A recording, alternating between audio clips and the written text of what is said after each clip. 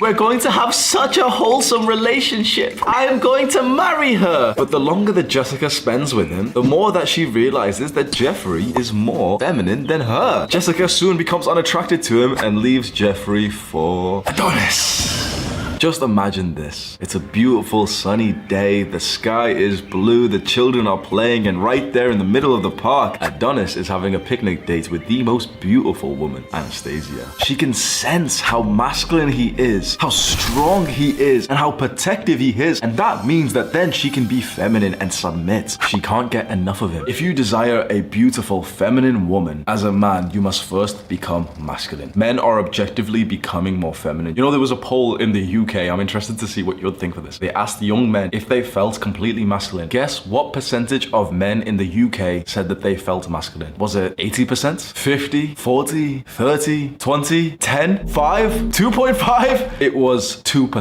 2% of young men in the UK reported that they feel completely masculine. And this poll also asked the older men, 50, 60 years old, asked them the same question. It was 56%. Masculine energy is seen as toxic and problematic, and it's being throttled inside of men. That where we've got up to is that if there's any masculine role model, he'll get cancelled. If there's any man with masculine energy, he is literally on a radar, on like a list right now for these big corporations to just ruin his life, to try and take everything away from him. You saw this with Tate, you saw this with Sneeko, you'll see this with myself. I've been cancelled on 2 platforms so far. You see these guys want to come in and rise men up to become more masculine and strong, but these virtues are not only not rewarded in the Western countries, but they're punished. Having said that, we know quite frankly that women fuck the masculine guys. Men who aren't very masculine struggle heavily in life, are more likely to kill themselves. It's not toxic masculinity that leads to a man killing himself. It's the modern day feminization of men that leads to that. Because when men were more toxically masculine 50 years ago, 100 years ago, they were killing themselves less. The rise of the feminine man perfectly correlates to the rise of the dead man. They are literally spreading advice that is resulting in more men killing themselves, and yet they think that we are the bad people for me to tell you, oh yeah, go to the gym and meditate. There is evil out there in the world, and to fight that evil conveniently, you need to be masculine and strong. And so today we're going to discuss a bunch of habits that you can do to develop your masculine energy. You probably don't even know what you're capable of just yet. You probably don't even know your potential. It's so problematic, the advice that we've been given for most of our lives, which is to be feminine, to be weak, to be submissive, to be a good boy, which destroys something inside of us. We need to take responsibility as men and try our best to do all of these habits. Here is a list of 8 habits that will increase our masculinity. They are all important. You should try to do all of them, but if you're only going to do one, maybe start with the last one first. Number 1, and one of the most important and underlying habit and behavior pattern for masculine men: compete. How many times have you heard soft men say the same phrase over and over again? You know which one, the Jeffrey phrase that every weak man likes to say. I don't compete against anyone else, I just compete with myself.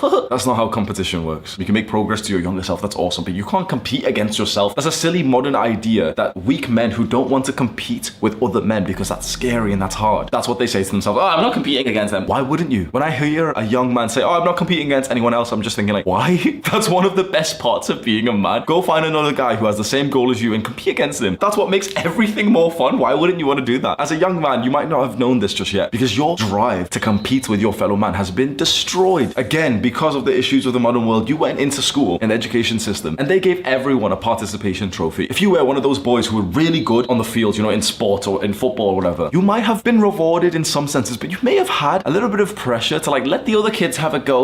Let them play too. The feminization of the education system has meant that now boys don't compete. The most crucial part of masculinity is that we compete. Because if you think back about the olden days, the days of the cavemen, the hunter-gatherers, and then once we developed more and we got into tribes, we were competing against the other tribe. We had to know that, okay, there was some boars, some megafauna nearby, and the enemy tribe are killing some of them. They're taking that meat and we want the meat. We want to feed our women and children. So let's go in at nighttime, only me and you. Let's silently creep up to their village. You see them right there. Use the spear and murder him. Murder his son too. He's old enough to fight. Now take their women, take their children. They'll be our slaves. Bring them to our village. Our tribe is bigger now because we just competed. Do you know what's so interesting right now? I've just told you a very real story of what used to happen, what men used to be like. Me and you would have grabbed spears, went to the enemy tribe, and we would have murdered their men, taken their women and children. It's a morally wrong thing, right? And yet there's something inside of you right now that feels alive, isn't there? The stories of masculine, purely masculine men, these men back then probably would have had thousands nanograms per deciliter of testosterone. Our testosterone levels are like 500, 600 nanograms per deciliter. They probably would have had a 4,000 back in the day. At least over 1,000. That's what's been reported with men of just 100 years ago. Never mind 50,000 years ago, like the cavemen shit. Something inside of you feels excited. We're not gonna go murder some people. We're not gonna go their women or anything. You feel it as well, don't you? That is your pure masculine energy, your primal energy that's been stripped away from you previously, but is slowly coming back to you as you watch my videos. So compete. That's the fundamental masculine habit. Compete against other men. Take what they've got. What do you compete in? In the modern day, we can't just go to an enemy tribe, like an enemy city or something, start killing the people, right? We can't do that, obviously. So what do we compete in? Well, that brings us to the second habit that we can do to increase our masculinity, and that is fighting legally. This is best described in the movie Fight Club, and you've probably seen that, right? Brad Pitt and the other guy, and you know, like they go like underground and like the guys start fighting each other. You know, it's got like some big philosophical like explanation and shit, but like just the concept of men getting together and fighting, like physically punching each other in the face, and then afterwards being like good together to unleash some like primal energy. We can't really do it exactly like that, although that is a plan of mine. I'm not gonna lie, like we're creating our own fight cult. Just stay tuned in my community post to hear about that. Like I'm not even taking the piss, like we're literally gonna start fighting each other, like dead ass. Like I'm gonna start having like this event in Dubai where you can just come in and just fight me, hurt each other a little bit, but you know, like it's a friendly spar. But if one of our noses gets popped, it's okay, bro. Stay tuned for that and keep looking at my community post on this main channel if you want to hear some updates for that. I've been organizing this fight event, like the sparring event, which will be weekly in Dubai, because I've realized how important literally physical fighting is for men. When you couple that with the discipline of learning a martial arts, and especially learning that with, you know, your friends, your brothers, the gym that you really like, and the coach there and other guys, it's one of the best things that you can do as a young man. Think about Tate. Would he have went anywhere near as viral if he wasn't like a world champion kickboxer? If he was just like a rich guy who had the same personality, but he just missed that one bit of his title, would he have had the same amount of clout? Probably not. You might think, okay, well, he would have had like 90% of it, right? The attention you get is exponential with every new thing that you add on to yourself. For example, we've got 1.3 million subscribers. Would we have 1.3 or even 1 or even 500k if I didn't build a body that looks like this? Because the video that popped off and actually got us viral in the first place was me teaching you how to build a body like this. And how we've been able to pay for everything, you know, we've got more than 10 employees, is that I sold a course on how to build a body like this. So you see, everything is exponential. So for Tate, would he actually have went as viral if he wasn't a world champion kickboxer? Probably not. That describes to you how important it is to have this extra bit of credibility to your name. So how exactly do you get into fighting, into martial arts? I've got a video actually on how you can start, but TLDR, literally just go onto Google Maps, search for the martial arts club, boxing club, MMA club nearby, go to the closest one. Usually you can just do a session for free. As soon as you've done one session there, you kind of understand things. You're like, oh, okay, that's where it is. That's how I get there. This is what I do. You know, I walk in, I put my shoes here and stuff. Once you know that, it's easy. Most people who actually want to do martial arts never do, just because they never go and do the first session because they overthink it too much. I overthink for like 6 months straight before I joined my kickboxing club in my hometown back in the UK. And if you're local to Dubai or you would fly over here for like a holiday, you can join my fighting club, like my fighting cult, and that'll be announced very soon. The third habit that's going to increase your masculinity is very interesting. It's diet optimization. You probably wouldn't consider that we talk about diet here, and this is very important. I'm not a fitness YouTuber. This is not me telling you how many calories to eat and how many grams of protein per pound of body weight. How many if it fits your macros, 1 gram of pound per pound of protein. No, that stuff's nice, bro. If you want to like really, you know, maximize your bodybuilding life, okay, sweet, that's nice. But what most of these fitness YouTubers get wrong is that they eat shit food that fucks up their mental health, their physical health, their hormones, their testosterone for the name of bodybuilding, and that's not a good thing. You see these fitness YouTubers these days, I don't even need to tell you which ones. You can literally just go and search like if it fits your macros, what I eat in a day, and you'll see these dickhead bodybuilders doing like this flex next to like their kitchen table when they've got packs of like Cocoa Pops there. Like they eat like children, and they tell their fans to eat like children too, because you know, if it fits your macros, like I need 200 grams of carbs, so Cocoa Pop is a carb, isn't it? Well, yeah, but it's sugar, dumbass. Yeah, sugar's like, shut the fuck up, bro. These guys are literally eating like 300 grams of sugar per day. Diet optimization. If you want to increase your masculinity, which in this case we're going to be talking about testosterone, how to increase your testosterone through your diet, cut out from your regular diet alcohol and sugar, no exceptions. You should not be having these things every week. But that being said, there is a potential for you to like allow yourself to be off your diet every now and then. Oh, it's your birthday and you want to have a drink, fine. You went to this fancy cafe and they've got like this cute little treat, like a sugar thing. Okay, yeah, fine. The last time you had sugar was like a month ago. That's fine. You don't have to go like crazy with this. But if you're eating sugar, like refined sugar, and obviously sugar's in everything these days, but if you're eating like a big sugary treat that's got like 100 grams of sugar, like some, I don't know, some cake or some shit, or cereal, like these fucking bodybuilders who just eat cereal every morning. If you're eating like this shit twice a week, 3 times a week, 4 times a week, your testosterone is going to go down. You are going to get fluffy. Even if your macros and calories are the same. This is what these like brain dead fitness YouTubers don't understand. If it fits your macros, doesn't fucking work. You can eat 2,000 calories of pure sugar and you will gain more weight and more fat if you ate 2,000 calories of just protein. There's a difference of how different foods are impacted into your body and how much fat you gain. Any dickhead who tells you, oh, it's just about calories, that's like literally the most simplistic thing ever. Oh, it pisses me off because everyone's gonna comment on, actually, Hamza, it's physics and it's just calories. Like, no, it's not. Look into just a little bit further research and you realize this shit, like thermoregulating, like essentially how much heat you burn from the thing that you eat, and it's different. Participants in a study who only ate fat, so literally just foods that were 100% in fat, gained the most weight. And participants who ate food 2,000 calories with just protein, to see the effect of their body composition and stuff, they gained the least weight. But it was the same calories, because a calorie is not just a calorie. A macro is not just a macro. There's different kinds of protein. You could get 30 grams of protein from whey protein and 30 grams of protein from some bullshit vegan thing, and they're not the same. This will literally help you make more muscle, even though they're 30 grams of protein. It's not the same. The same with like carbs. This pisses me off, right? I'm saying this rant because if you're into fitness, like I've already gotten you into, and you're into like bodybuilding, you want to build some muscle, you need to know this, because these dickheads will ruin your physique, they'll ruin your health, they'll ruin your testosterone. They will tell you that if you have 100 grams of carbs at the end of the day, it will make no difference to your physique if you eat 100 grams carbs worth of ice cream or of rice or of potatoes. These dickheads are telling you that there'll be no difference. Imagine that. So 100 grams of carbs is 400 calories, right? 400 calories of ice cream, 400 calories of rice. Which one is going to fuel your workout tomorrow better? Which one is going to lead to less fat? Which one is going to help you over the night to keep building muscle? These dickheads think that ice cream would be the same because it's carbs, right? It's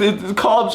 No, forget if it fits your macros. Forget 1 gram a pound per protein a body. No, literally eat like an old school man. Eat like a warrior. You think a warrior's having like a fucking strawberry milkshake? Oh, but it's 75 grams of carbs and I only need 75 more. No, eat like a warrior. Meat, vegetables, some carbs, fucking potatoes, rice, whatever. Every meal of the day, eggs, steak. That's it. Eat like a warrior. It's that simple. When you do that, you literally don't even need to change anything. You don't need to like think about your calories. You don't even need to think about your bulking or cutting. All you need to do is, if you want to bulk, eat like a warrior and eat till you're like past feeling full and actually like you're really, really full. And if you want to cut, eat and still be hungry. We don't need to get overcomplicated with this. Eat like a warrior. Interestingly, those warriors who were going to war back in the olden days, when they won the war, honestly, quite a lot of them were still going to like the bars or the fucking brothels and still drinking then. So you can see like you can still cheat on your diet at a certain point. If you just had a massive victory, you want to indulge in your cravings. It's not a good thing to do that. If you're doing this like once every 3 months, it's not going to make a difference. At that point, then you can ease up a little bit, have the ice cream. Because I've said so many times in every video that I've made about diets, what we want is a diet that adds to our life, not that takes away. We want a diet that increases our health and everything fine, but we want it to be just flexible enough, not like a fucking 10,000 calorie challenge like these dickhead fitness YouTubers do. Like, bro, literally just go search 10,000 calorie challenge on YouTube. This is the new pinnacle of health these days. These are the athletes these days. Oh, look at me, Krispy Kreme donut. Go fuck yourself. Where are the healthy athletes these days? Where are the athletes who literally just eat like athletes? This pisses me off, and you can see how much time I've spent on this. I hate the fitness industry so much more. Honestly, like I hate it so much. I hate the fitness YouTubers that I see. There's literally, let's just move on. The fourth habit that will increase your masculine energy is lifting weights. We'll cover this very briefly because I talk about this all the time. Lifting weights, specifically bodybuilding to build an aesthetic body that you're proud of, does wonders. Fighting and going to the gym just to, like fuck around and go on the cardio machines is nice, and you'll get a health benefit from that. That's nice. But a huge change happens to your masculine energy inside of you, of how good you feel when you look good. I think I've changed most young men's opinions of this now. Previously, before I came onto the scene, anyone who said that they wanted to look good was criticized by these Jeffreys who said like, oh, you shouldn't care how you look. I don't care how I look. And I came onto the scene, 1 million subscribers, over 100 million views. And I looked at the camera and said, I care how I look. I want to look good. I go to the gym because I want to look good. Sure, yeah, healthy stuff. Yeah, sweet. I eat healthy. Nice. But I go to the gym and lift weights, fucking hypertrophy rep range, 10 to 15 reps, right? I do that because I want to look good, because looking good makes me feel good, because I take pride in my appearance. When I went through the application for the Royal Air Force in the UK, this always stayed with me. One of their like values that we had to remember was pride. Very interesting. One of the values of the RAF was pride. We take pride in our appearance. We take pride in our work. And from that moment where I saw that, I started having this confidence. Yeah, I take pride in how I look. Yes, of course I do. I take pride in what my body looks like. So just going to the gym is nice for a health benefit, sweet. But there is a lot to be said for specifically building an aesthetic body that you're proud of. And that comes from building muscle and having a low body fat percentage. You want the best workout routines to hit that goal and build a body that actually makes you proud and even attracts girls. There's free workout routines linked in the description. Go have a look at those. And number 5, and the easiest way to get a testosterone boost, speak to beautiful women. Your masculine energy comes out when you're around beautiful feminine women. Now the issue is most women these days aren't feminine. And if you're around a masculine woman, you will actually begin to feel more feminine. You need to be around women whose masculine energy is far lower than yours. You are way more work focused than she is. Because when you have this diversion, when you are so much more masculine than she is, you will feel amazing next to her. At least for me, I know this is the case. Literally, I know if I'm around like a feminine woman, just by like like looking into her eyes, you know, if we're talking about something, my dick actually begins to get hard.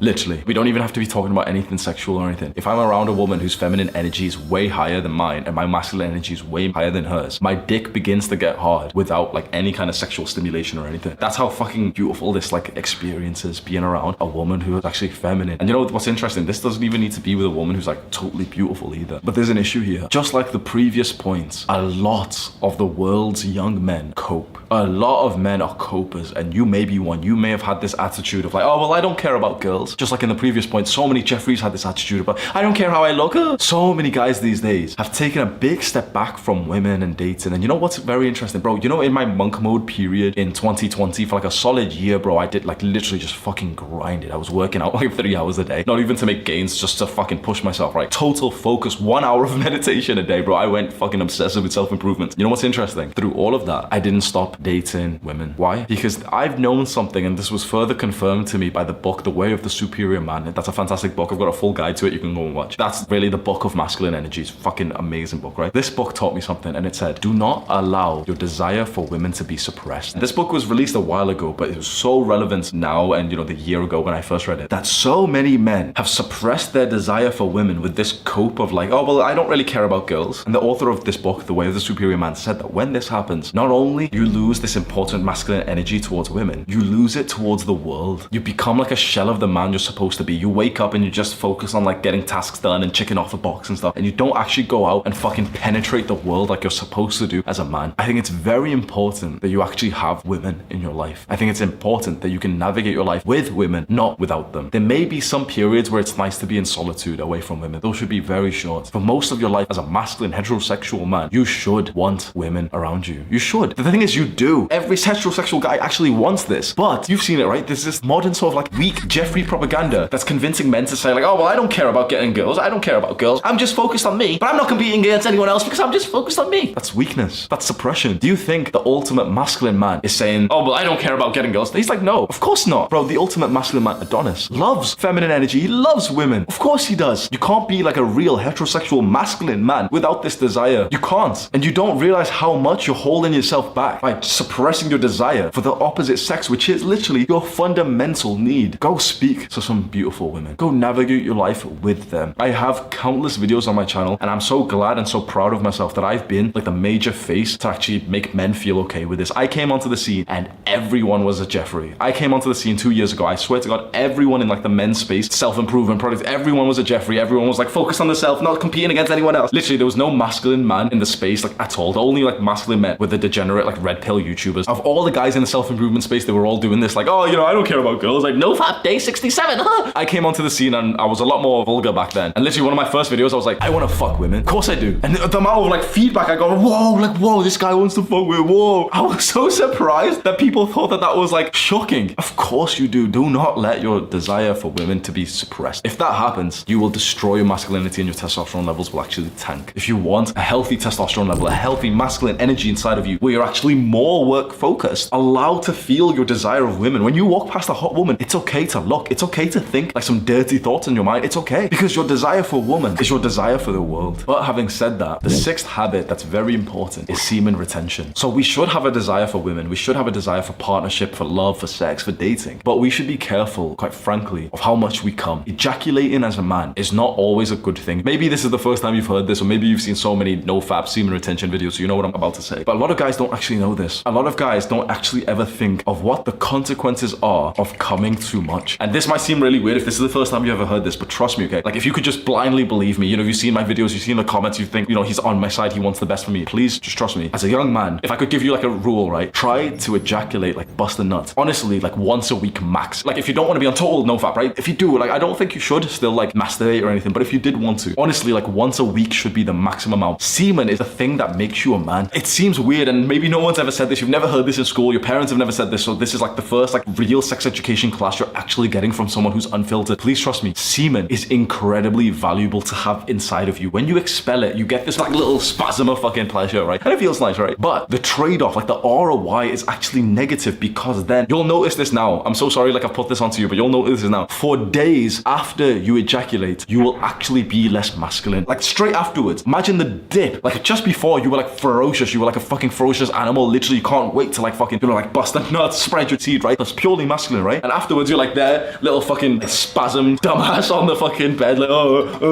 like legs shaking and shit, the tissue. And what happens after that? Do you think straight after busting a nut, you're so ready and disciplined to go conquer the world, to go compete against other men, to go speak to other women? Or do you feel a little bit shameful? Imagine you bust a nut within 30 seconds, like, you know, you've cleaned up and shit, right? And then you go outside or something, right? And there's a woman there. Are you gonna feel as confident and as horny for her, which you should do, before or after you bust a nut? Imagine you're gonna compete against a guy, you guys are gonna do like a 100-meter race, right? Are you gonna run faster or slower when you have this masculine seed inside of you and you're horny? You wanna know like the pattern of behaviors for men? We build up this horniness because we have more and more semen developing in our testicles. We build this up, we get really horny, and then we want to use this to impregnate a woman. Even if you don't really want to get a girl pregnant, that's like, you know, what our core desire is. If we don't have a woman right now to have sex with, there's two things that can happen. One, if you're a Jeffrey, you go onto Pornhub, you go onto some shitty, dirty website, OnlyFans, because that's like kind of a woman to impregnate. So you start watching that shit and then you bust a nut. But two, if you're on self-improvement and you've taken a big step back from porn and all that shit, then you're horny as fuck, you don't watch porn, you don't have a girl right now, then you start working on yourself. You start actually pushing yourself harder, because then you kind of know, if I work hard and I build more muscle and I look sexy, I'll probably be able to get more girls. So that energy, that sort of like pure masculine energy, if there's any masculine energy, it's really that, isn't it? That gets turned into your drive for self-improvement. So many guys waste it. So many guys, as soon as they feel horny, honestly, like a monkey, like a dumb little creature, just start